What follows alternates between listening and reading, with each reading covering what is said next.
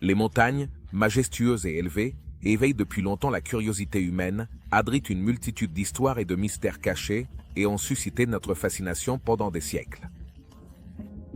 Partons en voyage pour découvrir 15 découvertes captivantes déterrées de ces terrains impressionnants. Numéro 15. Pierre de Gaba. En nous déplaçant vers la forêt de Tijuca, à Rio de Janeiro, au Brésil, nous avons la Pedra da Gabea. Une montagne monolithique qui se dresse comme une majestueuse sentinelle au-dessus de l'océan. Cette montagne, composée de granit et agréable, atteint une altitude de 844 mètres, ce qui en fait l'une des montagnes les plus hautes du monde, plongeant directement dans l'océan. La Pedra da Gavea est une merveille géologique. Son sommet plat est recouvert d'une couche de granit de 150 mètres d'épaisseur, datant d'il y a environ 450 millions d'années. La partie inférieure de la montagne est Nice, qui est encore plus ancienne, vieille de 600 millions d'années. La montagne a été formée par des roches granitoïdes néoprotérozoïques plus jeunes et de minces digues de diabase du Crétacé, qui ont pénétré dans les roches métasédimentaires mésonéoprotérozoïques plus anciennes. L'une des caractéristiques les plus intrigantes de la Pedra da Gavea est un visage humain stylisé sur sa face nord, créé par la météorisation différentielle. Certaines personnes affirment voir une inscription sur une autre face de la montagne, mais la plupart des géologues et des scientifiques s'accordent à dire que c'est probablement le résultat de l'érosion et de la pareidolie, un phénomène où l'esprit perçoit un motif familier là où il n'y en a en réalité aucun. Numéro 14. Les rouleaux de la mer Morte. Imagine déterrer un trésor d'anciens manuscrits religieux juifs et hébreux cachés pendant des siècles. C'est l'histoire des rouleaux de la mer Morte, découverts entre 1946 et 1956 dans les grottes de Qumran, près d'Enfeshka, sur la rive nord de la mer Morte. Ces rouleaux, datant du IIIe siècle avant J.C. jusqu'au 1er siècle après Jésus-Christ, constituent une pierre angulaire de l'archéologie. Car ils offrent des informations précieuses sur l'histoire, la religion et la langue. Les rouleaux ont été trouvés dans 11 grottes près des ruines de Qumran, où l'on pense que vivaient les Esséniens, une secte juive connue pour son strict respect de la Torah et l'attente d'un Messie. Les manuscrits offrent un aperçu fascinant de divers textes. Tout d'abord, il y a les textes bibliques. Il s'agit des manuscrits les plus anciens qui se conservent de livres entiers. Ultérieurement inclus dans les canons bibliques, comme la Genèse, l'Exode, Ésaïe, les psaumes et Daniel. Ensuite, il y a les textes deutérocanoniques et extra-bibliques. Il s'agit de textes qui ne font pas partie de la Bible hébraïque, mais qui se trouvent dans certaines versions de la Septante grecque ou de la Vulgate latine. Ils révèlent la diversité de la pensée religieuse dans le judaïsme de la fin du Second Temple et apportent des idées sur des thèmes tels que l'angélologie, l'eschatologie, la cosmologie et la loi. Enfin, nous avons les textes sectaires. Ces textes reflètent les croyances et les pratiques de la communauté de Qumran ou d'autres groupes similaires. Numéro 13. Le peuple viking perdu. En Norvège, un pays rempli d'histoire et de récits vikings, on a découvert un village viking caché au sommet des montagnes. Lars Pilot a dirigé l'équipe qui a fait cette incroyable découverte. Cette équipe fait partie d'un projet appelé Secret de la glace, dirigé par le comté d'Anandi. Auparavant, ils avaient trouvé de nombreux objets vikings le long d'un sentier de montagne, comme des vêtements de traîneau et des choses provenant de l'intérieur des maisons. Ils ont suivi le chemin jusqu'à une vallée, puis ont continué vers l'ouest, où ils ont vu des signes de beaucoup de passages piétons. Alors, ils ont trouvé les restes de quelques bâtiments cachés parmi des buissons épais. Après avoir déplacé quelques buissons, ils ont trouvé un total de 21 bâtiments qui faisaient autrefois partie d'un village viking. Ce village a été actif entre les 8e et 10e siècles. Les bâtiments qu'ils ont trouvés étaient des habitations, des granges, des ateliers et des entrepôts. Certains avaient même des cheminées pour cuisiner et se chauffer. L'équipe a également trouvé des indices que les habitants du village étaient des agriculteurs, des chasseurs et des métallurgistes.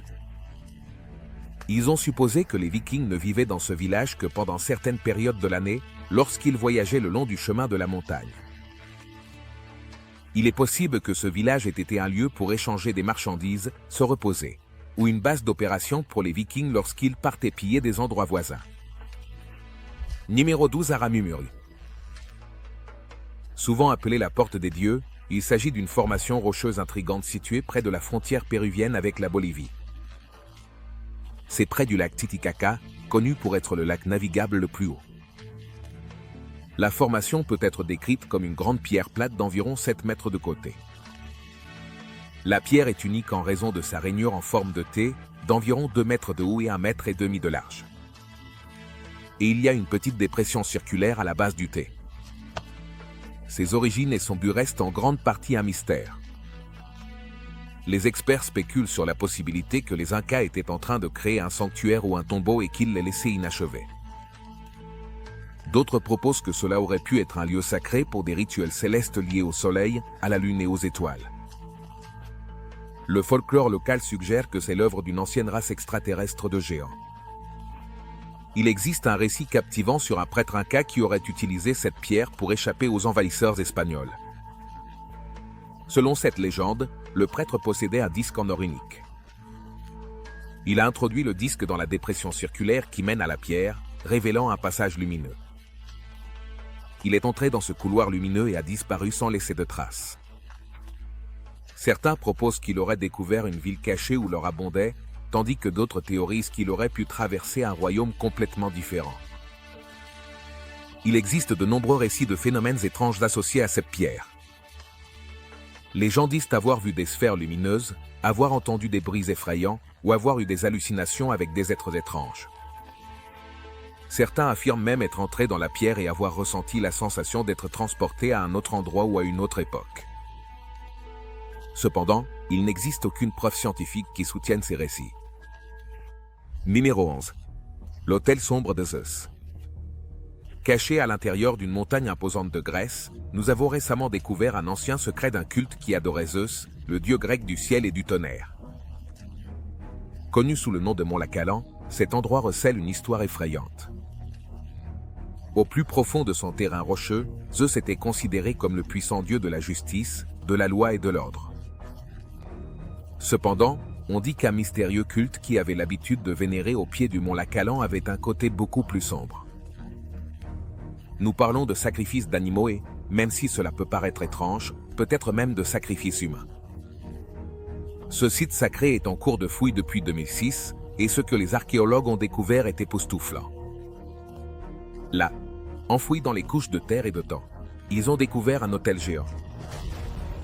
Il était fait de cendres et de pierres, chargé d'innombrables restes d'animaux et de reliques remontant à des époques aussi lointaines que 3000 avenues J.C.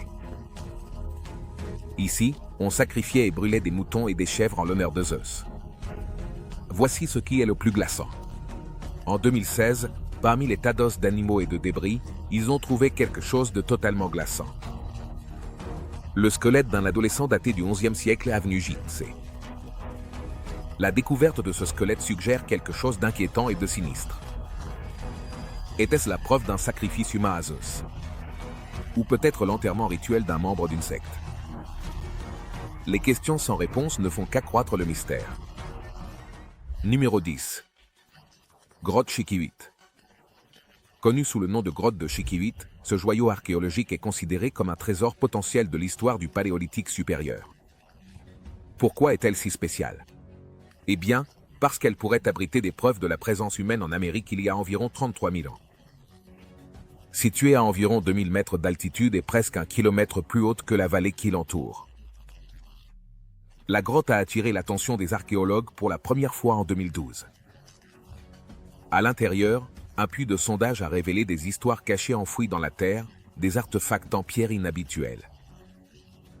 Cela a éveillé la curiosité du docteur Cyprien Ardeléan, de l'Université autonome de Zacatecas, qui, avec son équipe, a entrepris de nouvelles fouilles en 2016 et 2017. Leurs efforts infatigables ont porté leurs fruits, révélant 1930 artefacts en pierre, y compris des couteaux, des grattoirs et des pointes de flèches, des reliques d'une civilisation du passé. La datation au radiocarbone des os d'animaux, du charbon de bois et des échantillons de sédiments, ainsi que la datation par luminescence, suggèrent que ces outils ont été utilisés et jetés il y a environ 2600 ans. Ce qui est le plus fascinant, c'est le matériau de ces artefacts, de la pierre calcaire noire et verte qui n'est pas disponible dans la grotte, mais qui, à proximité, portent des marques d'utilisation et de sélection avec des éclats qui indiquent qu'ils ont été façonnés par des mains humaines. Certains sont même des pointes transversales, ce qui révèle une technologie microlithique distincte de celle observée dans les artefacts d'autres sites. Cependant, dans cette mer d'informations, l'ADN humain reste difficile à trouver. Cependant, tout le monde n'est pas d'accord avec les implications des découvertes de la grotte de Chiquihuite. La croyance acceptée est que les humains ont foulé le sol américain il y a seulement 13 000 ans, en traversant un pont terrestre depuis la Sibérie. Les découvertes dans cette grotte défient cette vision conventionnelle, suggérant de multiples migrations et une présence humaine beaucoup plus ancienne. Numéro 9. Grotte d'or. Choqquequirao, qui signifie berceau d'or dans l'ancienne langue quechua, est un spectacle inca fascinant qui rappelle la grandeur de Machu Picchu. Cette merveille inca, qui s'étend sur 1800 hectares, dont seulement entre 30% et 40% a été fouillé, qui domine l'impressionnant canyon de la rivière Apurimac. Situé dans la cordillère de Vilcabamba, au sud du Pérou, Choqquequirao a servi de refuge au fils du Manco du Soleil, l'Indien Yupanqui.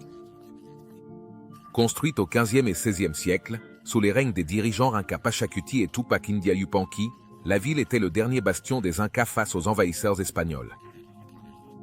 L'architecture laisse même entrevoir l'influence de la culture chachapoya, ce qui suggère la possibilité qu'ils aient participé à sa construction. Ici, vous trouverez une variété tentante de structures et de terrasses à différents niveaux. Voici un chupata, un sommet plat entouré de pierres qui sert de plateforme depuis la place principale, où se déroulaient des rituels sacrés. Vers le snow. Une plateforme cérémonielle avec un siège en pierre sculpté digne d'un gouvernant inca. Le site est un témoignage de la grandeur inca. Numéro 8. Les secrets de Toria. Les histoires tissées par les civilisations anciennes peuvent nous émerveiller. Et il n'y a pas de meilleure histoire que celle de Toria. Située au cœur de la région de Messénie, sur la péninsule du Péloponnèse, Toria était autrefois un phare animé de la culture grecque antique. Le célèbre historien Pyrrho. Oui, il est né là-bas. Un affrontement monumental entre Sparte et Messénie au IVe siècle avenue J.C. Cela s'est produit juste aux portes de Toria et la ville n'était pas seulement un lieu de bataille et de grands hommes. C'était aussi un centre d'artistes, d'acteurs et de musiciens. L'emplacement exact de Toria est resté un mystère jusqu'en 2007, lorsque les archéologues ont trouvé des inscriptions gravées sur des fragments de céramique. Depuis lors, ils ont décortiqué les couches de l'histoire. Et découvrant une ville de 40 hectares.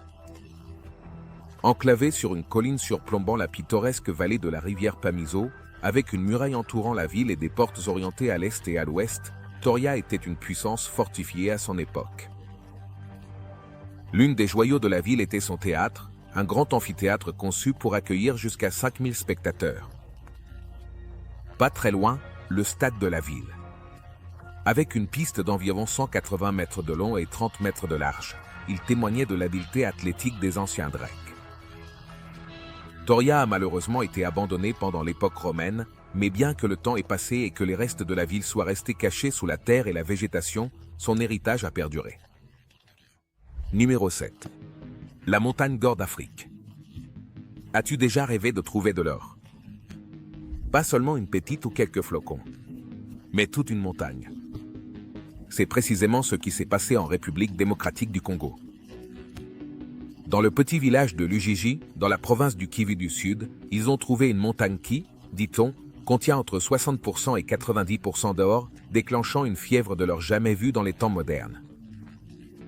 Mais, comment ce trésor d'or est-il apparu? Normalement, l'or se trouve en petite quantité, délicatement enfilé à travers des roches ou des veines. Certaines théories évoquent l'activité volcanique, l'impact d'un météorite ou l'altération hydrothermale comme source possible. Le jury ne s'est pas encore prononcé à ce sujet. Et voici une autre énigme. Comment un gisement d'or aussi énorme a-t-il pu rester caché si longtemps? Le Congo n'est pas étranger à la richesse minérale. On le connaît pour ses diamants, cuivre, cobalt et coltan. Cependant, Cette montagne d'or est passée inaperçue jusqu'en 2021, lorsque des villageois l'ont découverte et se sont littéralement emparés d'une fortune. Mais cette fièvre de l'or n'est pas sans complications. Il faut prendre en compte des questions de sécurité, légale et environnementale. Le gouvernement local a même interdit l'exploitation minière dans la région, essayant de garder la situation sous contrôle. Numéro 6. Grotte de Goshut. Dans les profondeurs de la zone sauvage du canyon Goshut, au Nevada, il y a un endroit spécial appelé la grotte Goshut. Nommé ainsi en l'honneur de la tribu Goshut. Cette grotte, appartenant aux Amérindiens Shoshone de l'Ouest, offre des données précieuses sur l'histoire de la région. Une fois à l'intérieur, nous sommes accueillis par une pléthore de formations intrigantes, comme des boucliers, des stalactites et des stalagmites, dont certaines sont censées avoir plus de 100 000 ans. Bien que la grotte soit accessible car elle se trouve sur des terrains gérés par le Bureau de la gestion des terres, y accéder est tout un défi. Il faut marcher, grimper et escalader. Le système de grotte s'étend sur environ 800 mètres. Elle se compose de plusieurs passages étroits et bas, où il faut ramper et se baisser. Bien que l'histoire de la grotte reste incertaine, il est probable que les Goshut la connaissaient et l'utilisaient à diverses fins. Reconnaissables par leur mode de vie nomade basé sur la chasse et la cueillette, les Goshut maîtrisaient la survie dans le rude environnement désertique, vivant généralement en unités familiales très soudées. Occasionnellement, ils se réunissaient pour réaliser d'importantes activités communautaires. Par conséquent, la grotte a probablement joué un rôle dans leur pratique culturelle ou de survie, en faisant un élément essentiel de leur histoire. Numéro 5. Le trésor perdu du Mont Blanc. Situé majestueusement entre la France et l'Italie, le Mont Blanc, le sommet le plus haut des Alpes, murmure des histoires de mystère et d'aventure. Au-delà d'être une ascension difficile pour les alpinistes, elle cache un secret. Un cache de brillantes bijoux perdus dans les griffes glaciales du temps. Au milieu du XXe siècle, deux avions d'Air India, le Malabar Princess en 1950 et le Kanchenjunga en 1966, ont trouvé leur fin fatidique sur les pentes glacées du Mont Blanc. Les deux accidents ont laissé des débris, des effets personnels et des souvenirs tragiques éparpillés sur l'étendue glaciale de la montagne. Et donc, en 2013, un alpiniste français est tombé sur une découverte incroyable, une boîte en métal remplie de presque 100 bijoux précieux étiquetés Made in India. À l'intérieur de ce coffre au trésor, il y avait des émeraudes, des rubis et des saphirs. Évaluées à environ 269 000 $, elles ont probablement appartenu à un passager du vol de 1966, possiblement un riche commerçant, Robin Eckstein. Cependant, malgré les efforts pour localiser un parent vivant d'Eckstein, aucun demandeur de cette richesse perdue ne s'est manifesté. Après 8 ans de procédure judiciaire, les bijoux découverts ont été répartis entre l'alpiniste et les autorités locales. Numéro 4. La vallée des hommes sans tête. Aventurez-vous dans les territoires du nord-ouest du Canada et vous pourriez tomber sur un endroit éloigné et fascinant appelé la vallée de Nahanni. Cette zone, souvent connue sous le nom de vallée des hommes sans tête, renferme un secret glaçant, une série de mystères non résolus de corps décapités. La saga effrayante commence au début du XIXe siècle avec les frères Willie et Frank MacLeod. Les frères s'enfoncèrent dans la vallée de Nahanni, attirés par le chant de la sirène de l'or, mais ils ne revinrent jamais. Leurs squelettes sans tête ont été découverts des années plus tard près de la rivière Nahanni, donnant naissance à la terrifiante légende de la vallée des hommes sans tête. D'autres histoires de corps décapités ont suivi. Martin Jorgensen, un chercheur d'or, se vante d'avoir trouvé de l'or dans la vallée en 1917. Peu après, il a eu une fin tragique. Son corps a été retrouvé sans tête parmi les cendres de sa cabane incendiée. Plus tard, en 1945, un autre corps décapité d'un mineur de l'Ontario a été découvert, mort mystérieusement pendant son sommeil. Cependant, la question de savoir qui ou quoi a causé ces morts horribles reste un mystère. Certains suggèrent que des rivaux ou des hors-la-loi avides d'or pourraient être à l'origine de ces crimes. D'autres parlent d'une mystérieuse tribu de chasseurs de têtes, ou peut-être d'un esprit vengeur ou d'une malédiction qui rôde dans la vallée. Cependant, la vérité reste insaisissable. Numéro 3. Les tétroglyphes de la Montagne Blanche. Caché dans l'immense étendue du désert rouge du Wyoming, au nord de Rock Springs, vous trouverez une impressionnante galerie d'anciennes œuvres d'art gravées dans les falaises de grès. Les pétroglyphes de la Montagne Blanche. Ces sculptures captivantes, gravées sur une étendue de 300 pieds de la formation Léocène de Bridgey, portent les murmures de tribus indigènes vieilles de plusieurs siècles, dont les histoires remontent à 200 à 1000 ans. À travers ces dessins sur pierre, nous obtenons un aperçu fascinant de la vie de ces tribus. Ils ont esquissé leur monde tel qu'ils le connaissaient, avec un riche éventail d'animaux, d'empreintes humaines, d'empreintes de mains et un éventail intrigant de formes géométriques. On y voit souvent des bisons et des élans, rappelant le rôle important qu'ils jouaient dans la survie de la tribu en fournissant nourriture et vêtements.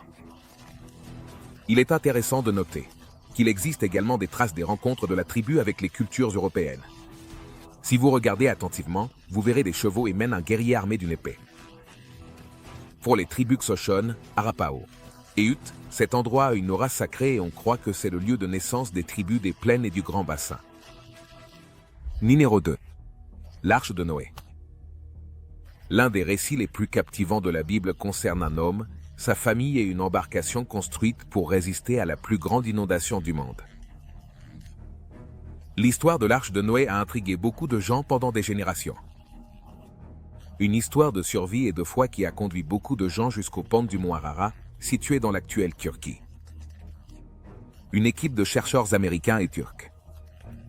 Ils ont utilisé la technologie moderne de scan 3D pour identifier une formation en forme de bateau située sous le site de Durupanar, pas loin du mont Ararat lui-même.